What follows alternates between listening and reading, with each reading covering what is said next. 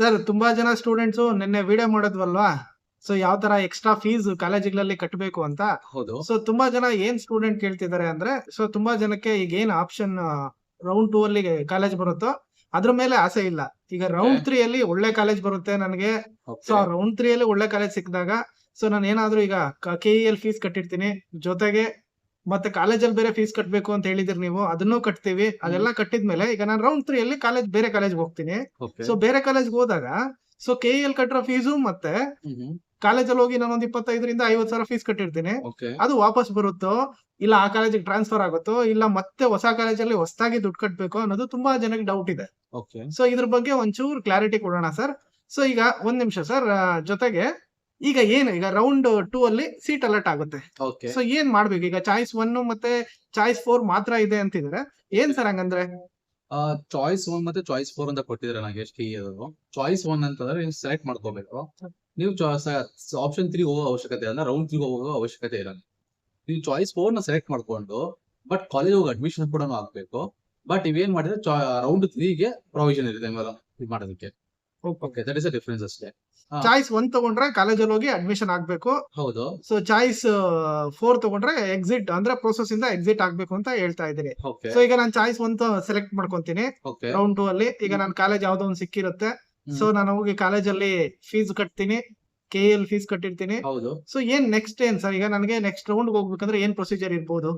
First ನೀವು admission ಆಗ್ಲೇಬೇಕು college. Okay. Round 3 ಗೆ ಹೋಗ್ತೀನಿ ಅಂತಂದ್ರೆ first you want admission, you want to submit the documents ಎಲ್ಲ ಕಾಲೇಜ್ ಕೊಟ್ಟೆ ಕೊಡಬೇಕು. So okay. ನೀವು ಅಲ್ಲಿ ಕಾಲೇಜ್ ಫೀಸು ಕಟ್ಟಬೇಕಾಗುತ್ತೆ. KEL ಮತ್ತೆ ಫೀಸ್ ಬ್ಯಾಂಕ್ ಅಲ್ಲಿ ಕಟ್ಟಿರ್ತೀರಾ, ಏನಿರಲ್ಲ. ನೀವು ರೌಂಡ್ 3 ಗೆ ಹೋಗ್ತೀರಾ ಅನ್ಕೊಳ್ಳಿ. ಓಕೆ. ರೌಂಡ್ 3 ಬೇರೆ ಕಾಲೇಜ್ ಸಿಗುತ್ತೆ. ಓಕೆ.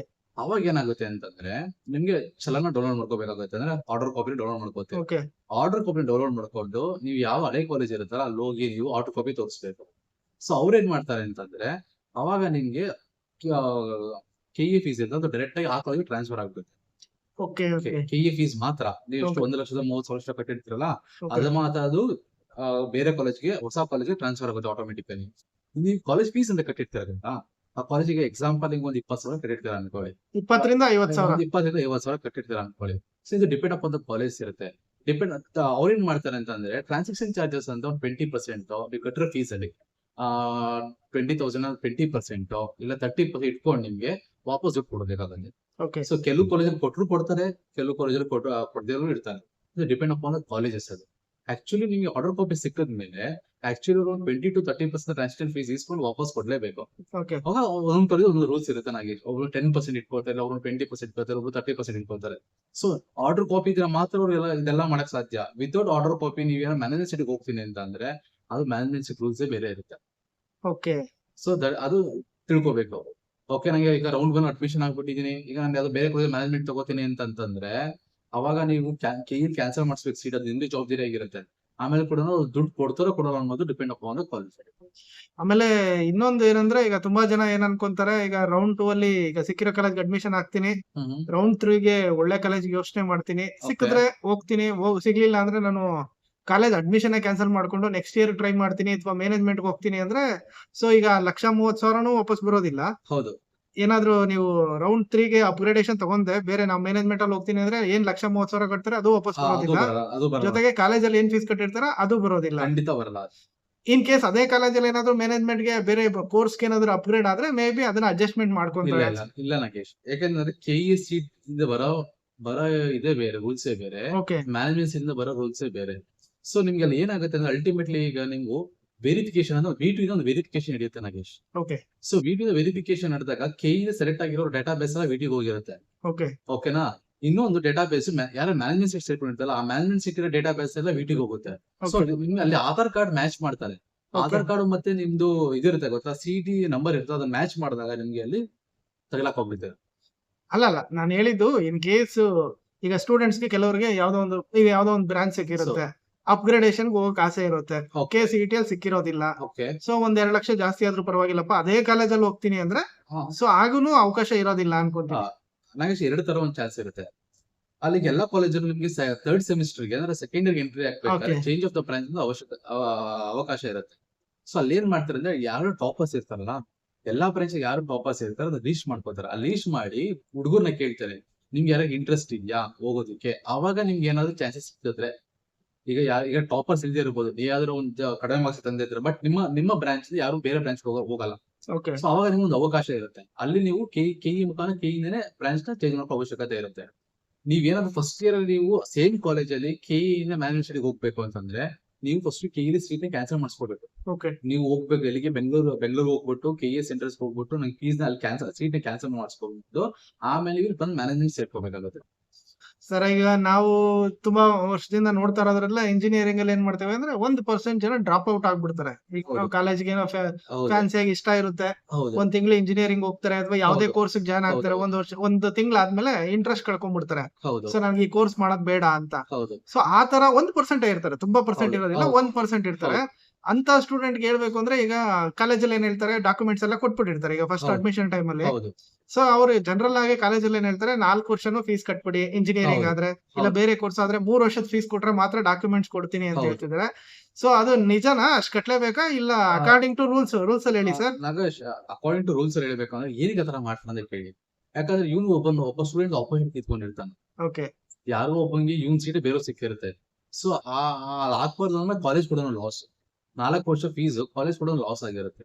ಓಕೆ ಸೊ ನನ್ಗೆ ಗೊತ್ತಿರೋ ಪ್ರಕಾರ ರೂಲ್ಸ್ ಯಾವ ತರ ಇದೆ ಅಂತಂದ್ರೆ, ಫೀಸ್ ಕಟ್ಬಿಡ್ಬೇಕಲ್ಲ ಅವರು. ಈಗ ಕೆಲವು ಕಾಲೇಜ್ ಏನ್ ಮಾಡ್ತಾರೆ, ನಿಮ್ಗೆ 4 ವರ್ಷದ ಫೀಸ್ ಕಟ್ಟಿ ಅಂತ ಹೇಳ್ತಾರೆ. ನಿಜ. 4 ವರ್ಷದ ಫೀಸ್ ಕಟ್ಬಿಟ್ಟು ಅವರು ಡಾಕ್ಯುಮೆಂಟ್ಸ್ ಇಸ್ಕೋಬೇಕು. ಸೊ But ಅದೇನು ಇಲ್ಲ ಸರ್, ಒಂದು ಸುಪ್ರೀಂ ಕೋರ್ಟ್ ಅಲ್ಲಿ ಆರ್ಡರ್ ಮಾಡಿದಾರೆ, ಏನಿಲ್ಲ 4 ವರ್ಷನೂ ಫೀಸ್ ಏನ್ ಕಟ್ಟೋ ಅವಶ್ಯಕತೆ ಇಲ್ಲ. ಸೊ ನೀವೇನಾದ್ರೂ ಒಂದು ಆರ್ಡರ್ ಇದೆ, 1 ವರ್ಷದ ಫೀಸ್ ಕಟ್ಟಿರ್ತೀರಿ, ನಿಮ್ಗೆ ಯಾವ್ದೇ ಕೋರ್ಸ್ ನಿಮ್ಗೆ ಇಷ್ಟ ಇಲ್ಲ ಅಂದ್ರೆ ಬಿಟ್ಟೋಗೋದಕ್ಕೆ ಅವಕಾಶ ಇದೆ. In case the worst case ನೀವು ಹೋದ್ರೆ 1 ವರ್ಷದ ಫೀಸ್ ಕಳ್ಕೊಂತೀರಿ. ಸೊ ಡಾಕ್ಯುಮೆಂಟ್ಸ್ ಅಲ್ಲಿ ಏನಾಗುತ್ತೆ ನಾಗೇಶ್, ಅಲ್ಲ, ಕಾಲೇಜಿಗೆ ಲಾಸ್ ಆಗುತ್ತೆ. ಇಸ್ಕೊಳಲ್ಲ, Okay. ಕೆಇಎ ಫೀಸ್ ಇಸ್ಕೊಳಲ್ಲ, ಅಂದ್ರೆ 1 ಲಕ್ಷದ 30,000 ಇಸ್ಕೊಳಲ್ಲ. ಅವ್ರ ಏನ್ ಮಾಡಿ 4 ಕಾಲೇಜ್ ಫೀಸ್ ಇಸ್ಕೊತಾರೆ. ಅಂದ್ರೆ ಅಂದ್ರೆ ಅಟ್ಲೀಸ್ಟ್ 40,000 ಒಂದ್ ವರ್ಷಕ್ಕೆ 40,000 ಇರೋದಲ್ಲ, ಆ ಫೀಸ್ ಇಸ್ಕೊತಾರೆ. ಓಕೆ, ಅಂದ್ರೆ ಯಾರೇ ಪೇರೆಂಟ್ಸ್ ಆಗ್ಲಿ ಸ್ಟೂಡೆಂಟ್ಸ್ ಆಗ್ಲಿ ಜಸ್ಟ್ 1% ಇರ್ತಾರೆ. ಸೊ ಇದ್ರ ಬಗ್ಗೆ ತುಂಬಾ ಜನ ಅದು ಮಾಹಿತಿ ಏನ್ ಕೊರತೆ ಗೊತ್ತಾ ಇರುತ್ತೆ. ನಾಗೇಶ್, ಎಲ್ಲಾ ಮ್ಯಾನೇಜ್ಮೆಂಟ್ ಅವರು ಏನ್ ಮಾಡ್ತಾರೆ ಗೊತ್ತಾ, ಆತರ ರಿಕ್ವೆಸ್ಟ್ ಇತ್ತು ಅಂತಂದ್ರೆ, ಪೇರೆಂಟ್ಸ್ ರಿಕ್ವೆಸ್ಟ್ ಇತ್ತು ಅಂತಂದ್ರೆ ಅವರು ಕೂಡ ಕಡಿಮೆ ಮಾಡ್ಕೊಟ್ಟು, ಅಂದ್ರೆ ಜೆನ್ಯೂನ್ ರೀಸನ್ ಇದ್ರೆ ರೀಸನ್ ಇದ್ರೆ ಅವ್ರು ಇಷ್ಟ ನಮ್ಮ ಇಷ್ಟು ಕಟ್ಬಿಟ್ಟು ಹೋಗ್ಬಿಡಿ ಅಂತ ಹೇಳ್ಬಿಟ್ಟು ಅವರು ಕಡಿಮೆ ಮಾಡ್ಕೊಡ್ತಾರೆ ನಾಗೇಶ್. ಎಲ್ಲ ಕಾಲೇಜ್ಗೆ ಲಾಸ್ ಆಗುತ್ತೆ. ಇಲ್ಲಾಂದ್ರೆ College ಗೆ ಯಾರೋ loss ಬೇರೆ ಒಬ್ಬ ಸ್ಟೂಡೆಂಟ್ ಬರ್ತಿದ್ದ, ಹೌದು, ನೀವು student ಸ್ಟೂಡೆಂಟ್ ಆ ಬರ್ತಿದ್ದ. ಸೀಟ್ ನ ತಗೊಂಡಿರ್ತೀರಿ. ಖಂಡಿತ ಸೊ ಇದು ತುಂಬಾ ಇಂಪಾರ್ಟೆಂಟ್ ಆಸ್ಪೆಕ್ಟ್ ಅಲ್ಲಿ. ಹೌದು. ಸೊ ಅದು ಬಿಟ್ರೆ ಈಗ ಮೇಜರ್ ಆಗಿ ನಮ್ ಈ ವಿಡಿಯೋ ಮಾಡಿದ ಉದ್ದೇಶ ಮೇಜರ್ ಏನಂದ್ರೆ, ಅದೇ ನೀವು ರೌಂಡ್ 2 ಇಂದ ರೌಂಡ್ 3 ಗೆ ಹೋಗ್ಬೇಕಂದ್ರೆ ನೀವು ಚಾಯ್ಸ್ 1 ತಗೊಬೇಕು.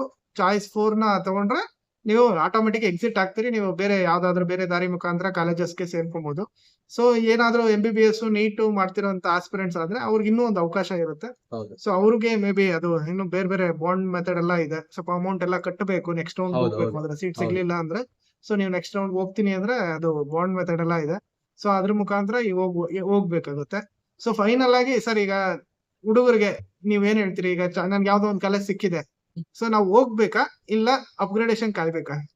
ನಾಗೇಶ್, ಇಲ್ಲಿ ತುಂಬಾ ತಾಳ್ಮೆ ಅನ್ನೋದು ತುಂಬಾ ಮುಖ್ಯ ನಾಗೇಶ್. ನೀವು ಅಪ್ಗ್ರೇಡೇಷನ್ ಗೋಸ್ಕರ ಕಾಯ್ತೀನಿ ಅಂತಂದ್ರೆ ವೇಟ್ ಹಾ. ಮಾಡಿ. ಓಕೆ ಯಾಕಂದ್ರೆ ಎಕ್ಸ್ಟೆಂಡ್ ರೌಂಡ್ ಅಂತ ಬಿಡ್ತಾನೆ ಇರ್ತಾರೆ, ಕೆಇಆರ್ Okay. ಸೀಟ್ಸ್ ರೌಂಡ್ ಅಂತ ಬಿಡ್ತಾರೆ. ಸೊ ಕೆಲವ್ರು ಏನ್ ಮಾಡ್ತಾರೆ ಗೊತ್ತಾ, ಸ್ಯಾಟಿಸ್ಫ್ಯಾಕ್ಷನ್ ಆಗ್ಬಿಟ್ಟು ಬಿಡಪ್ಪ ಯಾವ್ದೋ ಒಂದು ಕಾಲೇಜ್ ಸಿಕ್ಕಿದೆ, ಇಲ್ಲೇ ಓದ್ಬಿಡೋಣ 4 ವರ್ಷ ಅನ್ಕೊಂಡು ಅಂತವ್ರು ಇದಾರೆ. ಕೆಲವ್ರು ಏನ್ ಮಾಡ್ತಾರೆ ಅಂದ್ರೆ ರಿಸ್ಕ್ ತಗೋತಾರೆ. ಓಕೆ ನಾನು ನೆಕ್ಸ್ಟ್ ರೌಂಡ್ ಅಟೆಂಡ್ ಮಾಡೋಣ, ಅನ್ಫೀಲ್ಡ್ ರೌಂಡ್ ಅನ್ನೋದು ಬಿಡ್ತಾರೆ. ಹಾ. ಅವಾಗ ಅಟೆಂಡ್ ಮಾಡಿ ಕೆಲವ್ರಿಗೆ ಒಳ್ಳೊಳ್ಳೆ ಕಾಲೇಜ್ ಸಿಗೋ ಚಾನ್ಸಸ್ ಇರುತ್ತೆ. ಯಾಕಂತಂದ್ರೆ ಕೆಲವರು ಸಿಟಿ ಡ್ರಾಪ್ ಔಟ್ ಕೂಡ ಆಗ್ತಾರೆ, ಕೆಲವರು ನೀಟ್ ಹೋಗ್ಬಿಟ್ಟಿರ್ತಾರೆ, ಇಲ್ಲ ಕೆಲವರು ಅಗ್ರಿಕಲ್ಚರ್ ಎಲ್ಲ ಕೋರ್ಸ್ ಒಂದೇ ಇರೋದ್ರಿಂದ ಕೆಲವರು BSc ಹೋಗ್ಬಿಡ್ತಾರೆ, ಇಲ್ಲ ಕೆಲವರು ನರ್ಸಿಂಗ್ ಚಾಯ್ಸ್ ಮಾಡ್ಕೊಬಿಡ್ತಾರೆ. ಸೊ ಆತರ ಏನಾಗ್ತಿರುತ್ತೆ, ಅವರು ಕೂಡ ಬೇರೆ ಕಡೆ ಥಿಂಕ್ ಮಾಡ್ತಿರ್ತಾರೆ. ಸೊ ಅಲ್ಲೇನ್ ಮಾಡಿ ಅವಾಗ ಇಂಜಿನಿಯರ್ ಡ್ರಾಪ್ ಔಟ್ ಮಾಡ್ಬಿಟ್ಟು ಬೇರೆ ಕಡೆ ಹೋಗ್ಬಿಡ್ತಾರೆ. ಸೊ ನಾನು ಹೇಳ್ತೀನಿ ಅಂತಂದ್ರೆ, ತಾಳ್ಮೆ ತಗೊಂಡು ಟ್ರೈ ಮಾಡಿ. ಬಟ್ ಏನಂದ್ರೆ ಫಸ್ಟ್ ಹೋಗಿ ಇರೋ ಕಾಲೇಜ್ ಅಡ್ಮಿಷನ್ ಆಗ್ಬೇಕು. ಓಕೆ, ಅಡ್ಮಿಷನ್ ಆಗಿ ಒಂದು ಟ್ರೈ ಮಾಡಿ. ಸಿಕ್ಕಿದ್ರೆ ಅಪ್ಗ್ರೇಡೇಷನ್ ಸಿಕ್ಕಿದ್ರೆ ಖಂಡಿತ ಹೋಗಿ ಅಪ್ಗ್ರೇಡೇಷನ್ ಸಿಕ್ಕಿದ್ರೆ ಮಾತ್ರ ಹೋಗಿ. ಮೇ ಬಿ ಅಪ್ಗ್ರೇಡೇಷನ್ ಗೆ ಈಗ ಚಾಯ್ಸ್ ರೋಡ್ ಅಲ್ಲಿ ಮತ್ತೆ ಏನಾದ್ರು ಕಾಲೇಜ್ ನ ಆಡ್ ಮಾಡೋದಕ್ಕೆಲ್ಲ ಅವಕಾಶ ಕೊಟ್ರೆ ಪ್ಲಾನ್ ಮಾಡ್ಕೊಂಡು ಆಡ್ ಮಾಡ್ಕೊಳ್ಳಿ. ನಾಗೇಶ್, ಅದು ಏನ್ ಗೊತ್ತಾ, ಈಗ ಸ್ವಲ್ಪ ಅನ್ಫೀಲ್ಡ್ ಸೀಟ್ ಅಂದ್ರೆ ಜಾಸ್ತಿ ಆಗ್ಬಿಡಿದೆ ನಾಗೇಶ್. ಈಗ ಬರ್ತೀರಿ ಎಲ್ಲಾ ಕಾಲೇಜಲ್ಲೂ ಸೀಟ್ ಅನ್ಫೀಲ್ಡ್ ಆಗ್ತಂದ್ರೆ ಕೇಳ್ಪಡ್ತಾ ಇದೀವಿ. ಓಕೆ ಓಕೆ ಅಡ್ಮಿಷನ್ 100% ಕೂಡ ಆಗ್ತಾ ಇಲ್ಲ. ಸೊ ಅವಾಗ ಏನ್ ಮಾಡ್ತಾರೆ, ಫ್ರಮ್ ಎಲ್ಲಾ ಕಾಲೇಜಸ್ ಇಂದ KE ಅವ್ರಿಗೆ ರಿಕ್ವೆಸ್ಟ್ ಮಾಡ್ಕೋತಾರೆ. ಸೊ ಇನ್ನೊಂದು ರೌಂಡ್ ಇಡ್ಸಿ, ಯಾರು ಹುಡುಗರಿಗೆ ಬಂದು ಸೇರ್ಕೊಳ್ಳಿ. ಅವಾಗ ಏನ್ ಮಾಡ್ತಾರೋ ರನ್ ಫೀಲ್ಡ್ ರೌಂಡ್ ಇನ್ನೊಂದ್ಸಲ ಮಾಡ್ತಾರೆ. ಆಮೇಲೆ ತುಂಬಾ ಜನ ಯಾರು ರೌಂಡ್ 1 ರೌಂಡ್ 2 ಅಲ್ಲಿ ಪಾರ್ಟಿಸಿಪೇಟ್ ಮಾಡೋದಕ್ಕೆ ಆಗೋದಿಲ್ಲ, ಮೇ ಬಿ ರೌಂಡ್ 3 ಗೆ ಅವಕಾಶ ಕೊಡ್ಬೋದು.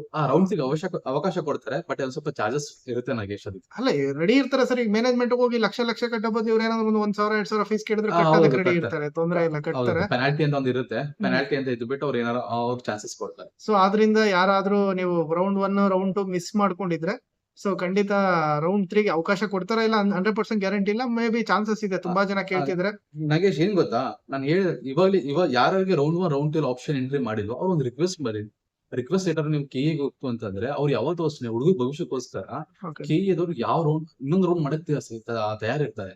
ಸೊ ನೀವು ರಿಕ್ವೆಸ್ಟೇ ಮಾಡ್ಲಿಲ್ಲ ಅಂತ ಅವ್ರು ಹೆಂಗ್ ಮಾಡ್ತಾರೆ? ನಾವ್ ಎಷ್ಟೊಂದ್ ಸಲ ಹಂಗೆ ನೀವೇ ನೋಡಿ, ಎಷ್ಟು ಕೌನ್ಸಿಲಿಂಗ್ ಬಂದಿದೆ ನಮ್ಗೆ. ನಾವೇನ್ ಮಾಡ್ತೀವಿ, ಒಂದ್ ಲೆಟರ್ ಬರೀರಿ, ಇಲ್ಲ ಒಂದು ಕೆಇ ಹೋಗಿ ಆಫೀಸ್ ಹೋಗಿ ರಿಕ್ವೆಸ್ಟ್ ಮಾಡಿ, ಅಲ್ಲಿ ಆಫೀಸ್ ಡೈರೆಕ್ಟರ್ ಇರ್ತಾರೆ ಹೋಗಿ ರಿಕ್ವೆಸ್ಟ್ ಮಾಡಿ. ಸೊ ಅವಾಗ ನಿಮ್ಗೊಂದು ಚಾನ್ಸಸ್ ಸಿಗುತ್ತೆ. ಕರೆಕ್ಟ್.